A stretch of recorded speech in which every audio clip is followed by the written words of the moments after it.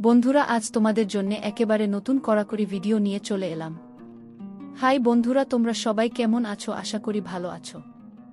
বন্ধুরা, এই গল্পে ডুব দেওয়ার আগেই বলে রাখি, লাইক শেয়ার করতে ভুলবেন না এবং আমাদের ইউটিউব চ্যানেলে প্রতিদিন দুপুর 2টায় ও সন্ধে 7টায় ভিডিও দেখতে হলে চ্যানেলটি এখনই সাবস্ক্রাইব করে বন্ধু হয়ে পাশে থেকো। আশা করি শেষ অবধি শুনলে তোমাদের ভালো লাগবে। তাহলে চলো বন্ধুরা। রফিক সাহেব সম্পর্কে শ্বশুর, বয়স 52 বছর, সুঠাম দেহ, গায়ের রং উজ্জ্বল শ্যামলা, উচ্চতা 5 ফুট 10 ইঞ্চি, চুলে হালকা পাক ধরেছে কিন্তু ব্যক্তিত্বে এখনও চোখস। ব্যবসায়ী মানুষ, দৃঢ়চেতা এবং অভিজাত মনোভাবের। স্ত্রী কয়েক বছর আগে মারা গেছেন, তাই সংসারের অনেক দায়িত্ব তার কাঁধে। একদিকে নীরা রাফিকের বুমা, বয়স 25 বছর, মাঝারি গড়নের ভারী শরীর, মসৃণ দুধে আলতা গায়ের রং, লম্বা কালো চুল আর বড় বড় কাজল পরা চোখ। স্বামী রায়হান বিদেশে থাকে, 1 বছর হলো বিয়ে হয়েছে। নীরার মনটা একা, সংসারের একঘেয়েমি জীবনে সে একটু ভালোবাসা খোঁজে। বিকেলের হালকা বাতাসে নীরা বারান্দায় দাঁড়িয়ে মোবাইল ঘাঁটছিল। হালকা বাতাসে তার চুল উড়ে যাচ্ছে। রফিক সাহেব পাশ দিয়ে যাওয়ার সময় এক ঝলক তাকালেন। নীরা, কি করছো? কিছু না আব্বা, এভাবেই দাঁড়িয়ে দাঁড়িয়ে ভিডিও দেখছি গু। মন খারাপ নাকি? নীরা একটু মুচকি হাসল, কিন্তু চোখের ভাষায় একটা অজানা দুঃখ লুকিয়েছিল। রফিক সাহেব বুঝতে পারলেন ছেলেকে হারিয়ে একা একা থাকতে কষ্ট হচ্ছে নীরার। তিনি একটু থেমে বললেন, চলো বাগানে হাঁটি, বিকেলটা একটু কাটুক, গল্পে কি? নীরা হেসে বলল, আচ্ছা চলুন খু। রফিক সাহেব আর নীরা বাগানে হাঁটছিল। বাতাসে ফুলের মিষ্টি গন্ধ মিশে আছে, চারদিকে স্নিগ্ধ পরিবেশ। নীরা আজ সাদা পাতলা শাড়ি পরেছে, চুল এলোমেলো হয়ে কপালের পাশে নেমে এসেছে। রফিক সাহেব লক্ষ্য করলেন মেয়েটা অসম্ভব সুন্দর। আব্বা, আপনাকে একটা কথা বলবো। হ্যাঁ বলো। নীরা একটু লজ্জা পেল, তারপর হালকা স্বরে বলল, আপনার সাথে কথা বললে ভালো লাগে, আপনি একদম আলাদা। ছেলের মতো না গি? রফিক সাহেব হেসে বললেন, আলাদা মানে? নীরা কিছু বলল না, শুধু এক দৃষ্টিতে তাকিয়ে ভাবতে রইল। রফিক সাহেবও তাকালেন। এই চোখের ভাষা যেন কিছু বলছে, যা বলা যাবে না, আবার চাপা থাকলেও ভালো নয়। একসময় নীরা হালকা করে হাত রাখল রফিক সাহেবের হাতে। রফিক সাহেব চমকে উঠলেন, কিন্তু হাত সরালেন না, বরং নীরার দিকে আরও গভীরভাবে তাকালেন। আপনার কি কখনো একা লাগে? হ্যাঁ, মাঝে মাঝে। কি? নীরা হঠাৎ এগিয়ে এসে বুকে মাথা রাখল। রফিক সাহেব শিউরে উঠলেন। বুকের ভেতর উত্তেজনার ঢেউ উঠতে লাগল। আব্বা, আমি খুব একা, আমার সাথে থাকবেন? রফিক সাহেব কিছু বললেন না। তিনি শুধু নীরার কোমরে হাত রাখলেন, শক্ত করে কাছে টেনে নিলেন। দুজনে আরও গরম হয়ে উঠল। রফিক সাহেবের হাতের স্পর্শে নীরার সারা শরীরে শিহরণ জেগে উঠল। বুকের ধুকপুকানি 3 গুণ বেড়ে গেল, যেন এক অজানা উত্তেজনা তার শরীর মনে ছড়িয়ে পড়ছে। রফিক সাহেবও অনুভব করলেন এক অন্যরকম আকর্ষণ, যা হওয়া উচিত ছিল না, কিন্তু তারা দুজনেই চাইছিলেন এই মুহূর্তটা থেমে না যাক। নীরার চোখ দুটি অন্ধকারে আরও গভীর হয়ে উঠল। সে আস্তে করে মুখ তুলল, তাদের মধ্যে মাত্র কয়েক ইঞ্চির দূরত্ব। আব্বা, যদি আমি ভুল কিছু চাই? তার কণ্ঠ ফিসফিস করে উঠল। রফিক সাহেব গভীর দৃষ্টিতে তাকিয়ে থাকলেন, যেন সিদ্ধান্ত নেওয়ার চেষ্টা করছেন। কিন্তু পর মুহূর্তেই তিনি আর নিজেকে আটকে রাখতে পারলেন না। নীরাকে শক্ত করে বুকের কাছে টেনে নিলেন, তার উষ্ণ নিঃশ্বাস মিশে গেল নীরার ঘাড়ের কাছে। নীরার শরীর কেঁপে উঠল, সে ধীরে ধীরে চোখ বন্ধ করল। তারা বাগানের মধ্যেই বসে পড়ল। চারিদিকে বাতাসে মধুর মিষ্টি সুগন্ধে ভরে উঠল। নীরা পেছনে তাকিয়ে দেখল, শূন্য ঘর, সুর ছাড়া আর কেউ কোথাও নেই। যেন মুহূর্তের মধ্যে তারা স্বর্গতে বাস করছে।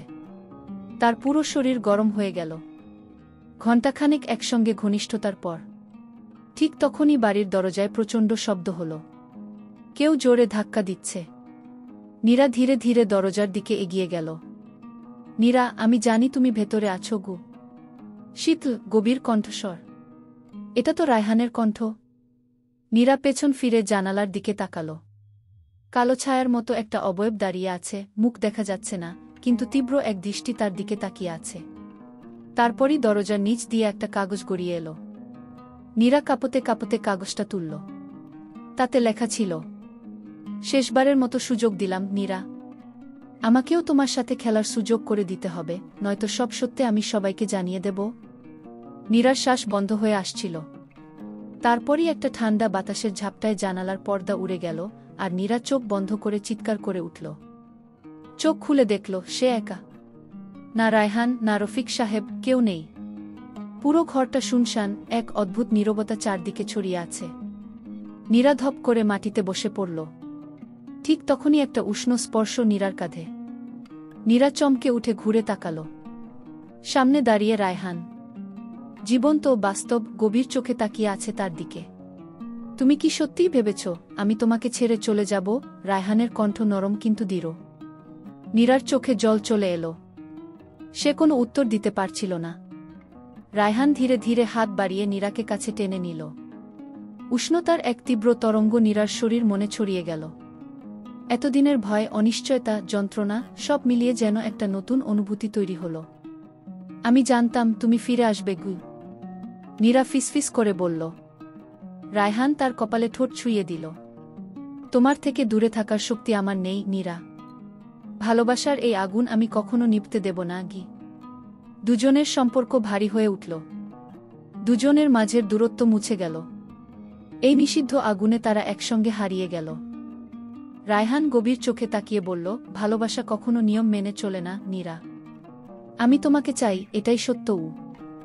নীরা কিছুক্ষণ চুপ করে তাকিয়ে রইল। তারপর ধীরে ধীরে বলল, তাহলে আমাকে নিয়ে চলে চলো, যেখানে আমাদের কেউ চিনবে না, যেখানে আমরা একসঙ্গে থাকতে পারব। চলো রায়হান, পালিয়ে যাই।